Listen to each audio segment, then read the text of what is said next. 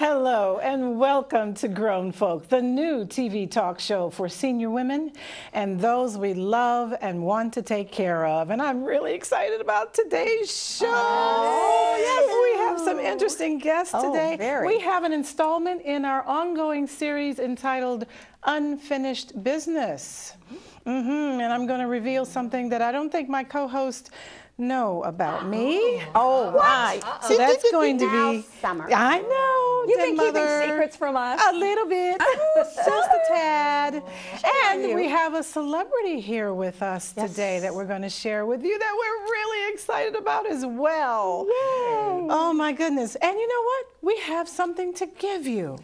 We do. Yes. We have a treat for you. We would like for you to go to our website, www.grownfolk.info.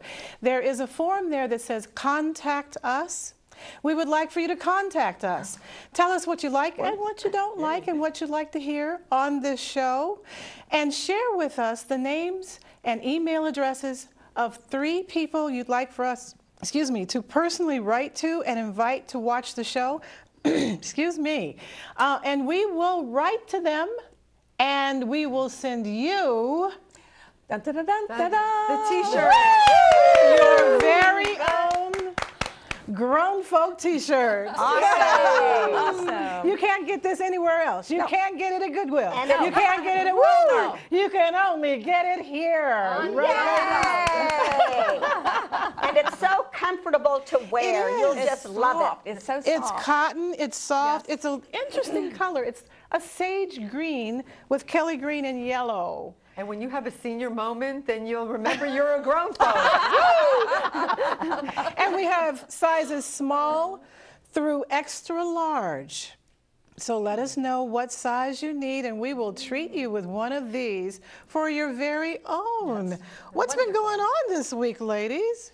Oh, I don't know. What's been going on, Lourdes? Well, yeah, Lourdes. You know she has something Yeah, Lourdes.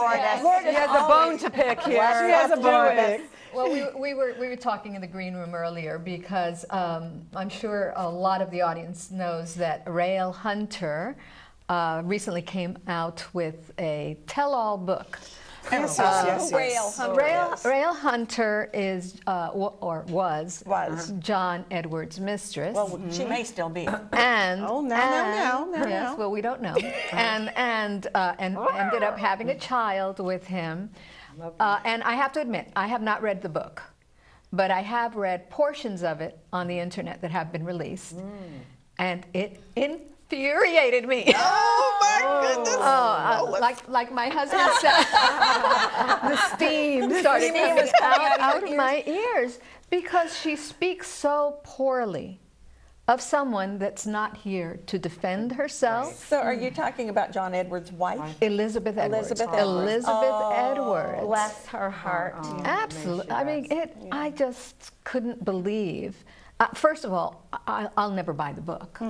I'll never buy the book. I would not want to contribute to Why would you think this perks somebody's interest more than anything else that happens in real life to real people? Well, because it was a scandal. Yeah, and it was in the news, and he was running for president. That's he ran for president. That's right. But it's smut, big like any deal. other smut, and it happens so often. What's the big deal? Because he was running for president. Well, we've had that happen before. I mean, that's no big deal. Not everybody that's not runs a for first president. in this country, or in England, or in France, or I mean, I can name a dozen countries. He's a married man and fooled around, and he's in politics, and he should not have done that. And now that he has, it's like money's going to be made, and it's just not right. But what's the difference between a regular human being that's doing the same thing? We don't know about the regular human being. We know about John Edwards. Well, and the regular human beings don't write tell-all books after it's all over. Well, because they can't get the money. They don't have the notoriety that she has. Right, and absolutely. She's only doing this, in my personal opinion, she's only doing this to make a lot of extra money. Well, and she's going to milk this as long as she possibly can. And maybe she even started the affair, had the baby, to make a lot of money. John better think about that. Oh my goodness, Don't we are get on getting Linda's catty side. today. Well, Think about that. my biggest problem with it, actually, because it's all in the past to a certain extent, but is dredging up all of this negative depiction of Elizabeth Edwards. You know, she has children that are alive, But look at our that are going to society. be reading this, that are going to be hurt by Right. these words. But Right. the society eats it up alive. That's the whole thing with the paparazzi. I You mean, got it. That's true. You got it. And so it's a That's true. fault of ours as well because we feed it more. Well, that's We why I do. refuse to buy the book. I We will need not, to do I will what not feed Michael that Jackson one. says, and that's look in the mirror. The man in the mirror is what's going to educate Right. you. We Right. say we don't like this kind of dirt and smut, but then we go out and buy the book. We buy those tabloids. I We don't. gobble them up. I don't personally do that, but I do know people that do. Yeah. I never have read the tabloids. I've Well, never liked I them. have to confess, I do read them when I'm in line at the grocery Because it's free. I have to confess, I actually bought one of those magazines. I've actually been tempted to buy a second one too. They're Now so she good. comes out with the truth. They're so good. What It can I doesn't mean say it about doesn't you? believe that I believe in what they're doing. I do not believe in what Ladies they're doing. and gentlemen, what can I say? The den mother is now telling the truth about herself. And with that, we will be right back.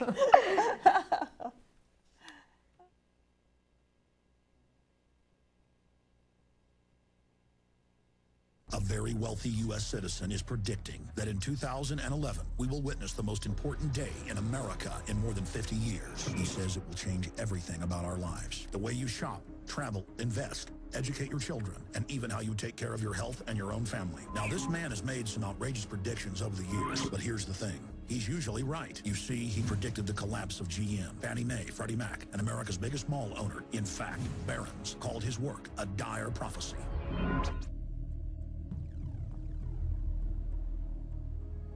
Recently, he created a video, which you can watch online for free, detailing his biggest and most important prediction yet. And it's a real eye-opener. I can't stress this enough. You should at least watch this free video online today. He explains everything you need to know, including simple steps you can take to protect yourself.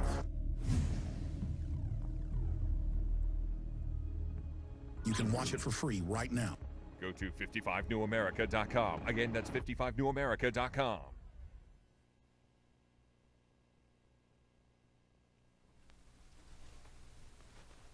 Welcome back to Grown Folk. I promised to share a little tidbit about my personal life today that my co-hosts don't know anything about. And I brought an expert in to help me diffuse the situation because I don't think I'm the only person in America that has experienced this. I would like to welcome Brooks Quinlan, who is the Director of Program Services with the famous Hope Cottage here in Dallas, who has a long history. Welcome, Brooks. Thank you very much. Glad to be here. Glad that you're here. Everyone's quiet because they want to know what I'm Yes, talking we're waiting anxiously to hear this big, deep, dark Before secret. I reveal what I'm going to reveal, I'd like to know, Brooks, how did you get into your line of work at Hope Cottage? And tell us the history of that institution, because it's been around as long as I've lived in Dallas, at least. Absolutely, yeah. It's been in the Dallas community since 1918. We're one of the oldest of our kind in the area. We were actually around before Child Protective Services was even started around the area. So, yeah, and we've been in the Uptown area that whole time. Right now, we're on the corner of Fitzhugh and McKinney, and we've been doing adoption work since then. So. I got into adoption. You know, adoption always made sense to me, even as a teenager and a young adult. But it really clicked right out of social work graduate school when I got my first job in adoption. It really clicked then. It made sense. I said, it's actually a great way for couples that are wanting to grow their family or start their family. It's a great way to do it, and most importantly for the kids who otherwise their outcomes in their life would have looked much different. Absolutely. Yeah. Especially in my case. What is the What is your case? Come on, Summer. Secretly, I kind of knew Come this. on, Summer. I'm going to hope to get through this without bringing a tear to my eye because it's a tender spot with me. But I was an unwed mother at 16. Wow. Okay. I was pregnant at 15. My family didn't know it for 6 months until I fainted. Oh my goodness. And then my mom figured things out, and I gave birth to a beautiful, healthy son. And he was adopted 6 weeks later. This happened in Chicago, where adoption records are closed, and we need to talk about that. And I promised my son when I saw him on his 8th day of life that when he turned 21, I would look for him. I did find him after 15 years. I had to pay someone under the table to find him. I went through all the channels I was supposed to go through, and no one helped me. And so now at 63, I'm one of those women who tells the world that yes, I gave birth, yes, I adopted out, yes, I found him. But I do know of several people who don't share that information with the world. Once they give a child up, they virtually walk away from that child. And so I shared that with Brooks, and he said, oh yes, I know that story well. Yeah, I do. I've had the fortunate experience in my adoption experience to do and facilitate search and reunions. One thing that's really important for people to understand is that adoption has changed significantly over the past 50 and 60 years. And one of the main reasons why it's changed is exactly what you're doing right now, is you're sharing your story. You're sharing your experience. We've had the ability to learn from these stories and these experiences that people have had 50, 60 years ago, and thus given us the ability to change our adoption practice. Nowadays, most adoptions, I don't want to say all, but most adoptions are open adoptions now. Well, may I put my 2 cents in, since you just sprung that on me and I didn't know anything about it. But I can say on the other end, because I'm a parent who adopted a girl, and I got her at 1 day old through a blessing, and a similar circumstance, I would assume. It was a closed adoption. All of a sudden, that was my best pregnancy, because there was no pregnancy. I had 2 sons on the soccer field, and everything was just going along well. And then all of a sudden, the next week, I have a newborn baby daughter in my arms. And everybody, all of a sudden, the small community that I am involved with was like, where did you get this baby? And, you know, I could understand how you feel as you wanting to search for your child, that, you know, you're the biological mother, but in essence, I'm not the biological mother, I'm on the other side. And our adoption was a closed adoption. And I feel like if my daughter would ask me, and Jessica, if you're listening to this, because I think that she doesn't understand that this is the way I feel. I believe that I'm my daughter's mother. I was there from the get-go, from 24 hours. And the woman, the biological mother, she hasn't contacted, and we don't know. And I have a certain feeling about that. I'm kind of a mixed emotion about her potentially looking cognizantly for her biological, whereas, you know, I was the one who raised her. So that's understandable. So, well, Brooks, how does your organization feel about children wanting to find their natural parents once they've been adopted and they were a part of a closed adoption? Yeah, well, I mean, we can all imagine it's a completely natural, and we absolutely facilitate that, completely natural and normal instinct in a person to want to know where they come from, absolutely. Which is why, you know, what I was talking about earlier, which is why our adoption practice now is much more open, simply for this reason, because we've had years and years to realize and recognize that the emotional impact that it has on not just the birth parent and the child, but everybody involved. Everybody involved in the adoption process and the adoption triad, as we like to call it, it just makes much more sense now. It makes more sense. So Brooks, as advice in our continuing series of Unfinished Business, if you have unfinished business involving an adoption, what would you suggest a person in my demographic do if they were a birth mother? The most important thing you can do is when and if you decide to start this journey of reunion, reunification, use a professional. If you placed your child through an adoption agency, go back to that adoption agency. 9 times out of 10, they're going to have some sort of post-adoption service where they will assist you in doing that. Because you've experienced this. You can imagine all the emotional ramifications this have, not only just on you, but everybody involved. So it's very important to have a professional who knows what they're doing, a therapist, a counselor there to support you, instead of doing this on your own. It's one thing to have family and friends as a support, but a third-party kind of emotionally detached person there to help you through this is the most important thing you can do. Most people, I imagine, are afraid of horror stories. That's what I hear usually. They're afraid to go back and uncover all of that. What do you say about that? Well, of course, there are some horror stories out there. I've heard of some. In my experience, I've never experienced that simply because people who come through an agency like Hope Cottage to reunify, they don't have that experience because they have that emotional safety and support, someone there to think about all the possibilities that could happen here to make sure they're prepared.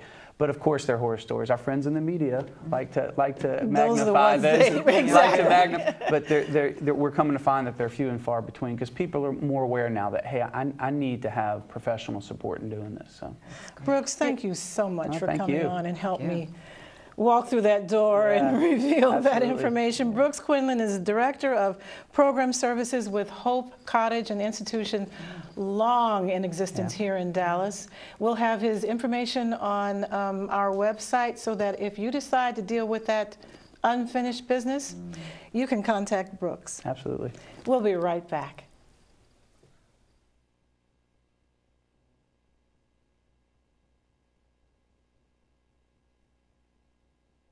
This is a public announcement. CNNMoney.com reports that in some areas of the country, buyers are scooping up homes for as little as $1,000. Foreclosures are at an all-time high. We're CRN, and since 1995, we've helped people just like you find bargain-priced homes. Call the number on your screen to learn how to get your extensive list of foreclosed homes for free. These homes have been foreclosed, confiscated, or repossessed. Every house must be sold. The government and banks are very motivated to sell these homes quickly, so listings may not always remain available in all areas. So act now. And right now, CRN is offering a home rebate of up to $1,000 in cash. And don't forget to ask about how to qualify for an additional rebate of up to $2,500. If you currently rent a house or apartment, you may call now and learn how to receive your free list of these homes. All others may call tomorrow. Every house must be sold. This is a public announcement. Call 1-800-794-5149. That's 1-800-794-5149. Call now.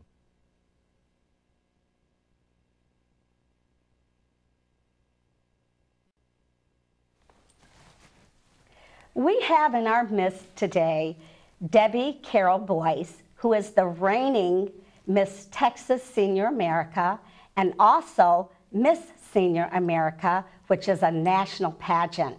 And with her is Mary Frances Hansen, who is the Miss Texas Pageant Coordinator. How are you girls today? We're fantastic. You're just so beautiful, and it's so nice to have you. Thank you for having us. Absolutely. Yeah. Debbie, what inspired you to run for Miss Texas Senior America? Well, there's many things that inspired me to run for Miss Texas Senior America, but out of this organization comes wonderful women. It's like a sisterhood, and they have talent, art, dancing, baton, singing, and so they go and they perform at retirement centers and assisted living homes and hospitals. So my mother lives in an assisted living home, and she saw them perform 3 years in a row, and each year she would say, okay, when I was 57, she said, okay, Debbie, I want you to enter. And I said, no way. And then 58, and then 59, and then finally at 60, because you have to be 60 to enter, I said, okay, I'll do this. So my mother was an inspiration.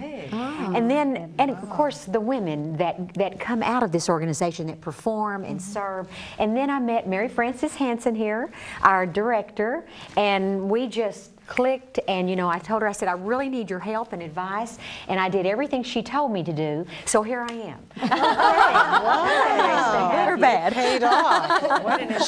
What are your obligations in regards to being the queen? Well, I would like to, you know, I'm encouraging women that are watching this today to think about entering this event, this pageant. It's not a beauty pageant, and it's about your heart, your service, your accomplishment, because you know by the time we reach 60 years of age, all of us have good times, we have bad times, we go through things. Myself, I'm a single parent. I raised my daughter by myself, still raising her today. And you know, we all have challenges, but I think from those things that we grow so much, and we have our dreams and we have our aspirations. So what we do, it is a job.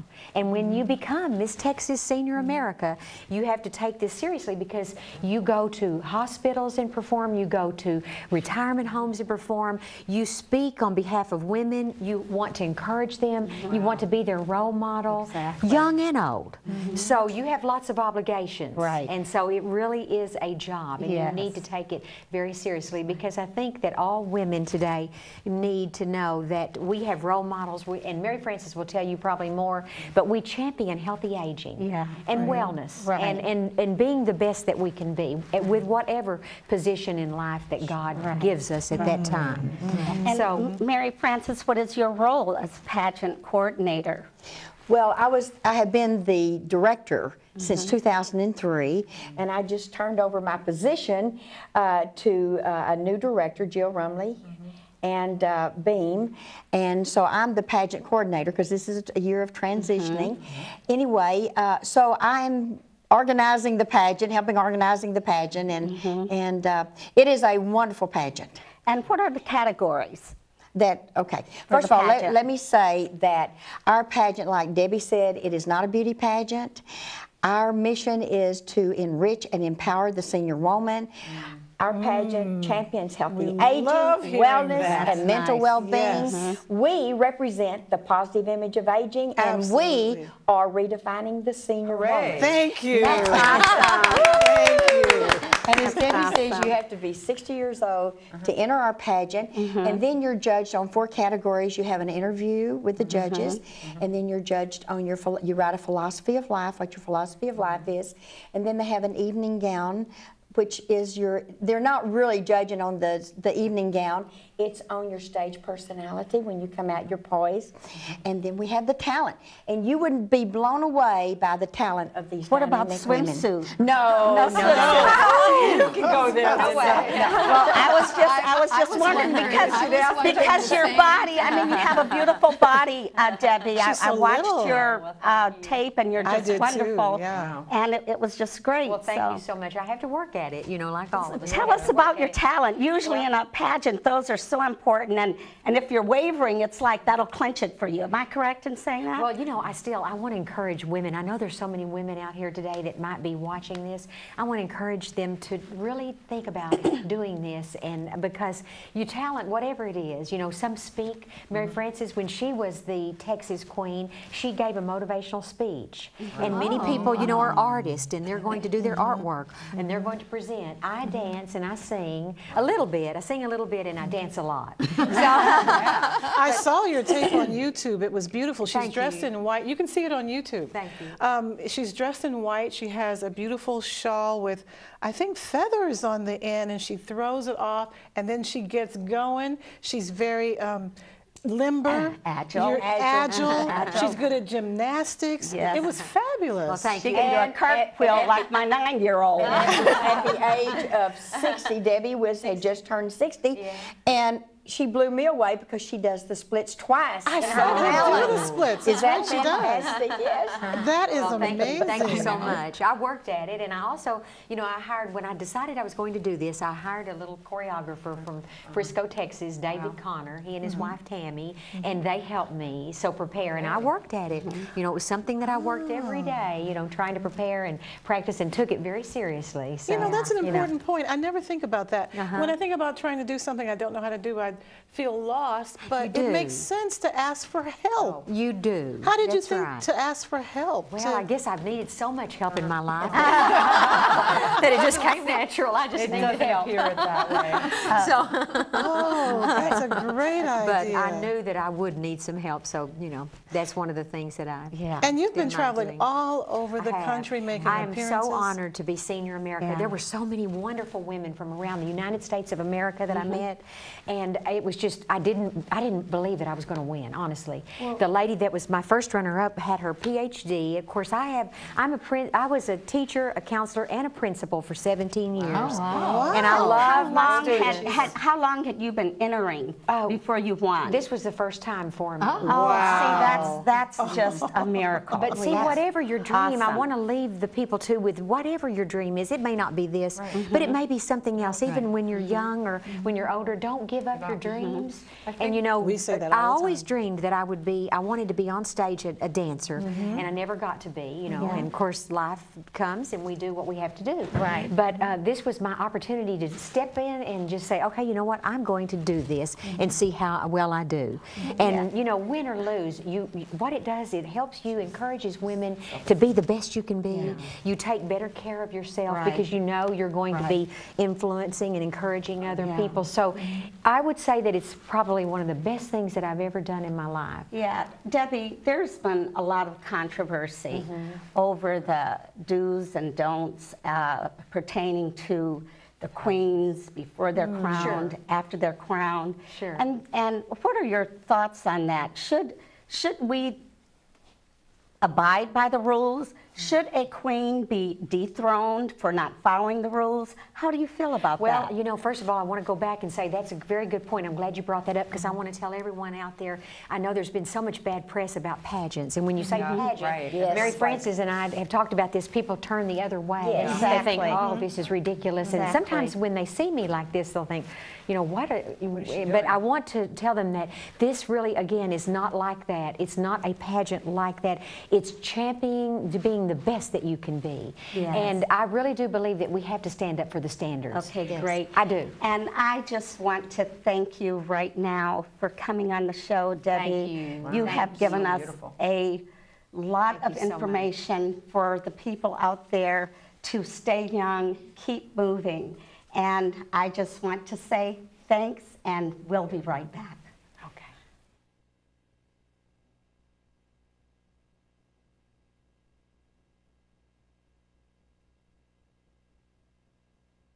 This is a public announcement. CNNMoney.com reports that in some areas of the country, buyers are scooping up homes for as little as $1,000. Foreclosures are at an all-time high. Government and private banks are liquidating these homes now. If you currently rent a house or apartment, you may call now and learn how to receive your free list of these homes. All others may call tomorrow. Every house must be sold. This is a public announcement.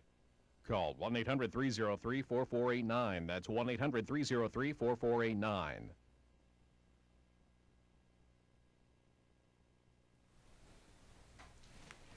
Mary Frances, when is your next pageant? Our Miss Texas Senior America pageant is August the 11th. It's at the Embassy Suites in Frisco, Texas. And we want to see all of you all there. It starts at 1 o'clock. The tickets are $10. You can buy them at the door.